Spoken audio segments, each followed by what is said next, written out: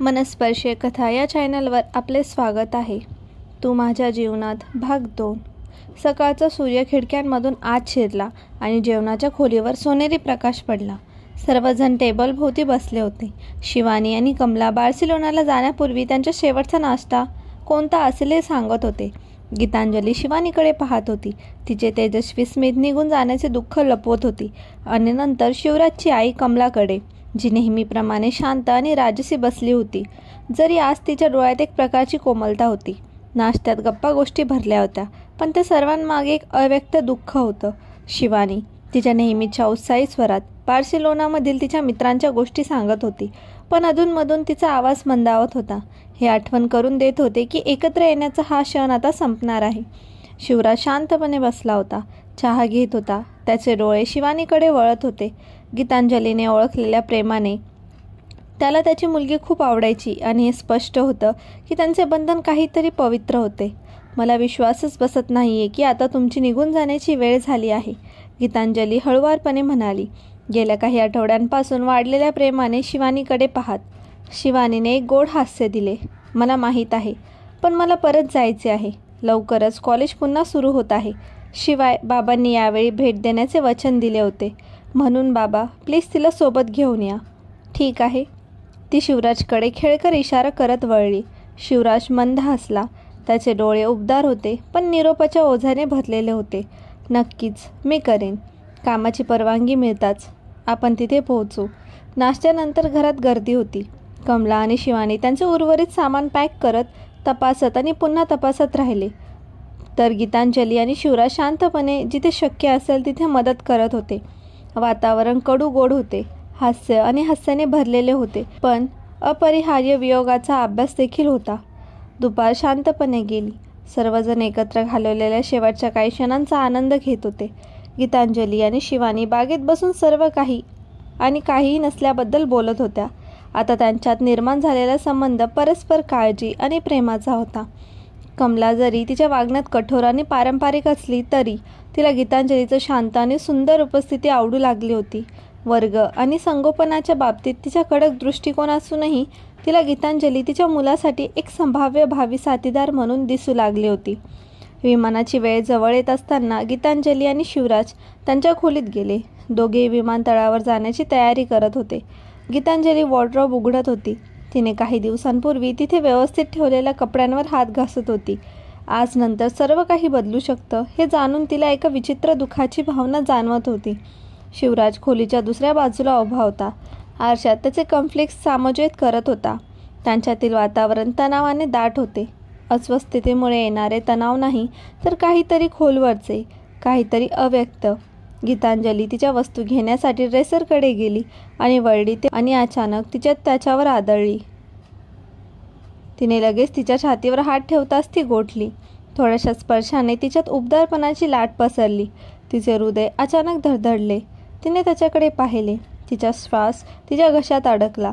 शिवराजने तिच्याकडे पाहिले. त्याचे भाव वाचता येत नव्हते, पण त्याचे डोळे त्या खोल तीव्र डोळ्यांनी असे काहीतरी धरले जे ते नीट पाहू शकले नाही. मला माफ कर, गीतांजली कुरकुरली आणि तिने पटकन तिचा हात मागे घेतला. शिवराजने डोके हलवले.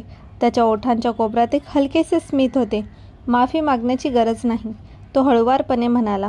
त्याचा आवाज नेहमीपेक्षा कमी होता. त्याच्या मनात अव्यक्त भावनांचा भार होता. काही क्षणासाठी ते तिथेच उभे राहिले. त्यांच्या शांत श्वासांच्या आवाजाशिवाय खोलीत शांतता होती. गीतांजलीचे हृदय धडधडत होते. तिचे विचार गोंधळात आणि तळमळीने भरलेले होते. तिला काहीतरी बोलायचे होते, काही, पण शब्द येत नव्हते. आणि मग जणू काही क्षण खूप लांबला आहे हे जाणवत असताना शिवराज मागे हटला. त्याची नजर तिच्या नजरेवरून गेली. आपण निघायला हवे, तो म्हणाला. त्याचा आवाज आता त्याच्या नेहमीच्या संयमी स्वरात परतला, पण गीतांजलीला वळण्यापूर्वी थोडासा संकोच जाणवला. जणू काही त्यालाही त्यांच्यातील अव्यक्त तणाव जाणवला होता. विमानतळावर निरोप कोणालाही अपेक्षित नव्हते, त्यापेक्षा जास्त भावनिक होता. शिवानीने तिच्या वडिलांना घट्ट मिठी मारली. आनंदी राहण्याचा प्रयत्न करूनही तिच्या डोळ्यात अश्रू चमकत होते. बाबा, मला तुमची खूप आठवण येईल, ती कुजबुजली आणि त्याच्या छातीत तिचा चेहरा लपवत म्हणाली. शिवराजने तिला जवळ धरले. त्याचा हात हलक्या हाताने तिचे केस घासत होता. शिवानी, मलाही तुझी खूप आठवण येईल. सुरक्षित राहा आणि तुझ्या आजीची काळजी घे. शिवानीने मान हलवली. तिचे अश्रू पुसण्यासाठी मागे सरकले. एक तेजस्वी स्मित तिच्या तोंडातून उमटले. मी करेन आणि तू जास्त कष्ट करू नकोस. ठीक आहे, तुला स्वतःचीही काळजी घ्यावी लागेल. कमला नेहमीप्रमाणे संयमी राहिली, पण तिच्या मुलाला मिठी मारताना तिच्या डोळ्यात एक प्रकारची कोमलता होती. शिवराज, स्वतःची काळजी घे आणि तिची काळजी घे. शिवराजने मान हलवली. मी करेन आई. जेव्हा गीतांजली हिच्या निरोपाच्या वेळी आली तेव्हा शिवानीने तिला घट्ट मिठी मारली. सर्व गोष्टींसाठी थँक्यू. मला खूप आनंद झाला की मी तुला ओळखू शकले. गीतांजली हसली, स्वतःच्या भावनांना तोंड देत. शिवानी, मला तुझी खूप आठवण येईल. स्वतःची काळजी घे आणि लक्षात ठेव, इथे नेहमीच तुझे घर असते. शिवानीने तिला शेवटचा धक्का दिला आणि मग वेगळे होण्याची वेळ आली. घरी परतताना शिवराज आणि गीतांजली यांच्यातील शांतता बधीर करणारी होती. दिवसाचा निरोपाचा भार हवेत खूप लटकत होता. अंधुक प्रकाश असलेल्या रस्त्यांवरून गाडी वेगाने जात असताना दोघेही बोलत नव्हते. जेव्हा ते शेवटी घरी पोहोचले तेव्हा गीतांजली त्यांच्या सामायिक खोलीत जाणार होती. तेवढा शिवराजचा आवाज शांततेतून कानावर पडला. गीतांजली, तो म्हणाला. त्याचा स्वर काही दिवसांपेक्षा अधिक औपचारिक झाला होता. ती त्याच्याकडे वळली. त्याच्या आवाजाने तिचे हृदय धडधडत होते. हो, तू आज रात्री गेस्ट रूममध्ये परत जाणार आहेस. मी मोलकरणीला तुझ्या वस्तू आणायला सांगेन. तो तिच्या डोळ्यांना न पाहता स्पष्टपणे म्हणाला. त्या शब्दांनी तिला एका धक्क्यासारखे आदळले. दिवसेंदिवस जवळीक वाढल्यानंतर, एकाच खोलीत राहण्याच्या प्रेमाळपणानंतर तिला शिवराजसाठी काहीतरी अधिक मजबूत वाटू लागले होते. काहीतरी खोल आणि निर्विवाद. आणि आता असे वाटले की तो दूर जात आहे. पण गीतांजली विरोध करू लागली, पण तिने स्वतःला रोखले. तिला त्याच्या डोळ्यात दृढ निश्चय दिसत होता. आधीच घेतलेला निर्णय.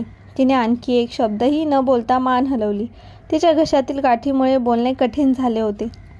ती वळली आणि तिच्या खोलीकडे निघाली. गोंधळ आणि निराशेच्या मिश्रणाने तिचे हृदय जड झाले होते. तिने कितीही समजावून घेण्याचा प्रयत्न केला तरी ती नाकारल्याची भावना दूर करू शकली नाही. गीतांजली तिच्या खोलीत बेडच्या कडेला बसली होती. एकेकाळी तिच्या पवित्र स्थानासारख्या वाटणाऱ्या भिंतीकडे एकटक पाहत होती. आता त्या थंड रिकामे वाटत होते. तिचे विचार गोंधळलेले होते. तिने काय चूक केली होती? शिवराजने अचानक स्वतःपासून दूर का राहण्याचा निर्णय घेतला?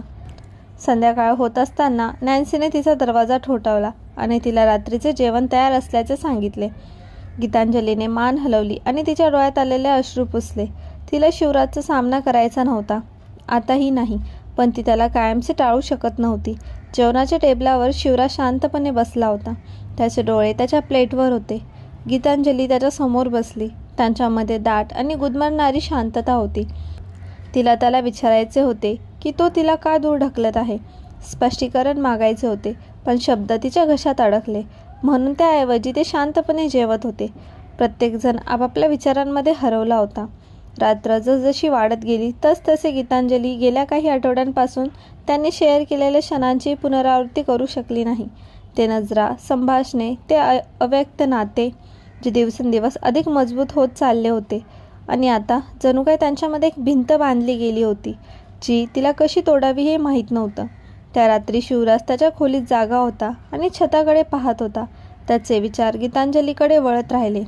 आज सकाळी तिने त्याच्याकडे ज्या पद्धतीने पाहिलं होतं, तिच्या उपस्थितीने त्याच्या आयुष्यातील रिकाम्या जागा कशा प्रकारे भरून काढायला सुरुवात केली होती. त्याला तिच्यासाठी काहीतरी वाटले, काहीतरी खरे आणि निर्विवाद. पण त्यालाही माहीत होते की तो त्यावर कृती करू शकत नाही. हे बरोबर नव्हते. तिच्यासाठी नाही, त्याच्यासाठीही नाही. तो इतका वेळ एकटाच राहिला होता.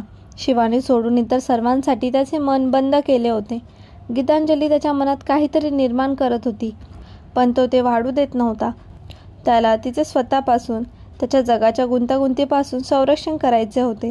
तो तिथे पडून असताना त्याने तिचे विचार दूर करण्याचा प्रयत्न केला, पण त्याने कितीही प्रयत्न केले तरी गीतांजलीची प्रतिमा, तिच्या आवाजाचा आवाज, तिच्या नजरेतील कोमलता त्याला मागे खेचत राहिली.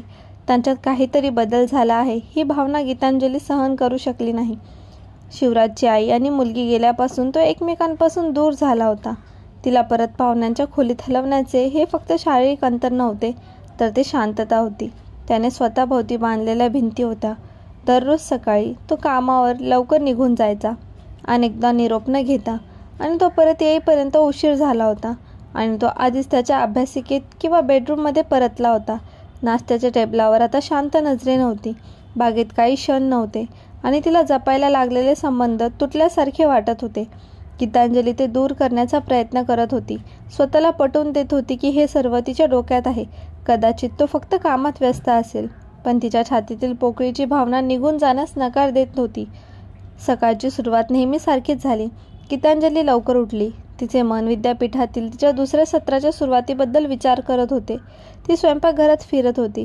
नॅन्सीला नाश्ता बनवण्यास मदत करत होती. तेव्हा तिला शिवराज कुठे असेल याचा विचार आल्याशिवाय राहिले नाही. तो अजून खाली आला नव्हता आणि तिला घरातच त्याच्या नेहमीच्या हालचालींचा आवाज ऐकू आले नव्हते. भाज्या कापताना गीतांजली विचारमग्न दिसत होती. नॅन्सीने तिला पाहिलं. सर्व काही ठीक आहे ना मॅडम? गीतांजली शीर्षकावर चिडली. मला वाटलं मी तुला सांगितलं होते की मला असं म्हणू नकोस. नॅन्सी माफी मागत हसली. जुन्या सवयी, माफ कर. पण तुम्ही शांत राहिलात. तुमच्या मनात काही चाललंय? गीतांजली झुकत उसासा टाकत म्हणाली. हे फक्त शिवराज. तो अलीकडे खूप दूर गेला आहे. त्याची आई आणि शिवानी गेल्यापासून जणू काही तो मला टाळत आहे. नॅन्सीने आजूबाजूला नजर टाकली आणि बोलण्यापूर्वी कोणीही त्याच्या कानावर पडत नाही याची खात्री केली. मलाही लक्षात आले आहे. पण तुम्हाला माहिती आहे, कदाचित ते काहीतरी हाताळत असतील. ते एका गुंतागुंतीचे व्यक्ती आहे. गीतांजलीने मान हलवली.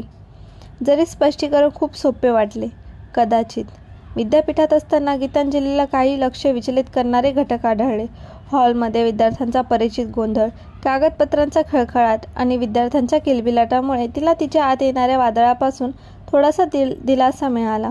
कॅफेटेरियात प्रवेश करताच तिने खोलीत तिची मैत्रीण काजल शोधली, जी गीतांजलीच्या आतील गोंधळाकडे दुर्लक्ष करून एका तेजस्वी स्मित हास्याने तिला हात हलवत होती. गीतांजली टेबलाकडे गेली आणि तिच्या समोर बसली. आजचा भाग कसा वाटला कमेंटमध्ये नक्की सांगा आणि व्हिडिओला लाईक करा. चॅनलवर नवीन असाल तर सबस्क्राईब करा. पुढील भाग लवकरच येईल. धन्यवाद.